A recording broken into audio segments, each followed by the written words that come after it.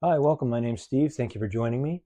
I'm trying to give you some context here, not just content.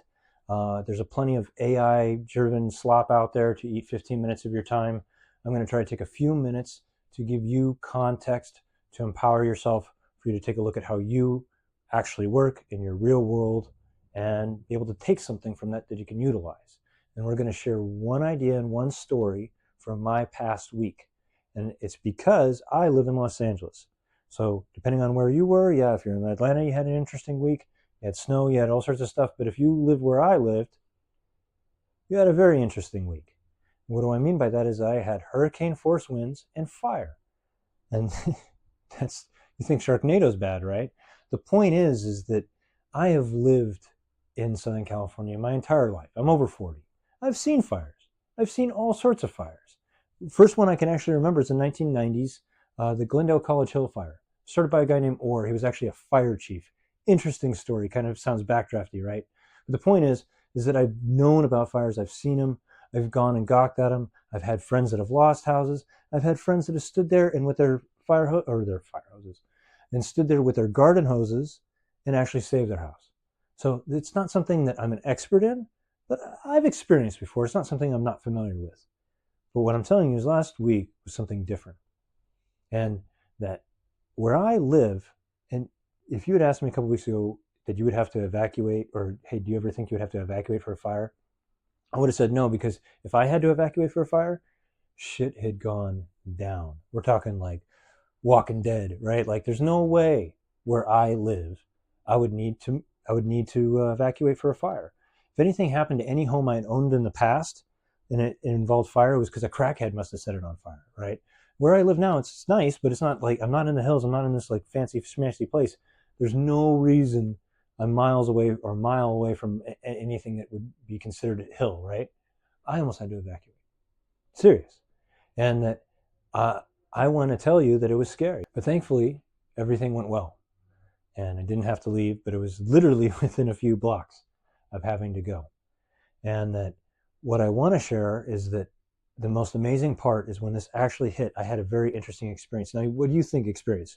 You have this coming, you're looking at the fire, or maybe not the fire, you're looking at the smoke, it's coming to you, you're seeing stuff on the news, you're seeing everything, your apps, as you're being warned to leave, you're double checking, it turns out your area is actually not being asked to evacuate, it was an accident, you're trying to figure it all out. What do you do? How do you feel? Right? You know what I felt? This is going to sound crazy, but this is why I'm sharing this. I felt thankful. That's right, thankful. Can you believe that? Why I felt thankful is my entire life, up until about 5 years ago, I had found success. I had done things. I'd been a complete screw up, but I had also got the corner office, got the promotions, made the money, owned the house, right? But I was miserable. I was unhappy. And I don't think I would have been as capable of handling that situation. Those versions of me, if those versions of me had to deal with this, they would not have been thankful. They would have either bounced immediately, taken everybody and everything, freaked out. They would have, even if they didn't leave, they would have stayed up every night watching every single TV thing, becoming just completely obsessed with it. There's all sorts of versions of me, including one that would have just drank, rolled over, and said, if the fire comes, it comes. Thankfully, none of those versions of me were the one that was present that day. That's what I'm thankful for. And I'm thankful for the person that I built. I'm not perfect. I didn't save anybody. I didn't do anything, but I was the person that I needed to be when I needed to be it. I have kids. I took this moment not to terrorize them, not to fear them, and not to hide it from them, but as a life lesson. And they learn, and to take that for what it is, to learn about safety and preparation and all sorts of other things. And that from this experience, I feel growth and not burden and not fear. And that I have to take a look at the totality of my life now. Like, I don't think you understand, like, that if you live in Southern California, things have changed. These fires, 60 miles an hour with fire, you can't fight with traditional techniques. No amount of firefighters, no amount of gear is going to stop it, because if a plane can't fly, it can't stop it.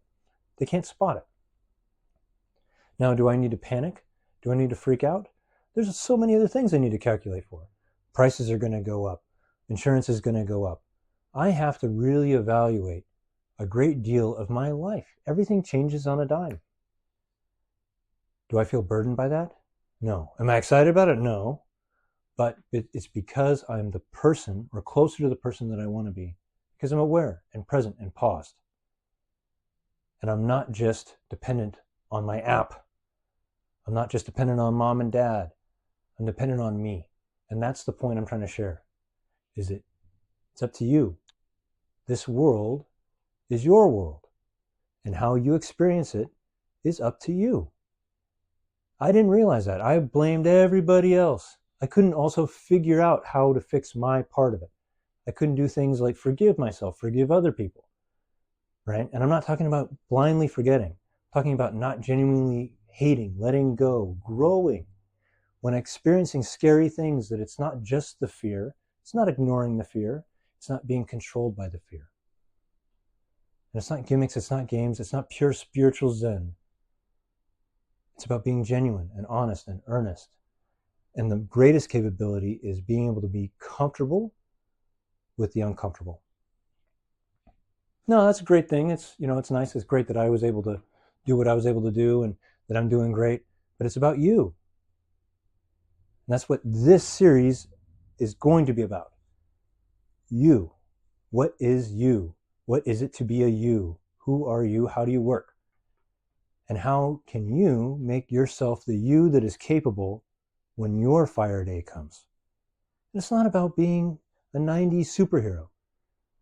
It's not about saving the day. It's about not being ruled by fear and being able to make the decisions that are in your best interests at the time and being capable to do so. And that's what we're going to try to do. I have 3 different frameworks: active inference, embodied cognition, and extended mind. We explore them. They're not just scientific principles, funny little things. They're actual principles that explain how you work. That's what we explore. And if you think that's something that would interest you, subscribe. If you think there's any value in anything I had to say, leave a comment. Because that's how everything works. It works through the algorithm. Because we're dependent on it. That's how we find things. And what you need to do is make ourselves into beings and people that can figure out how to find it on our own. Because your world is your generation.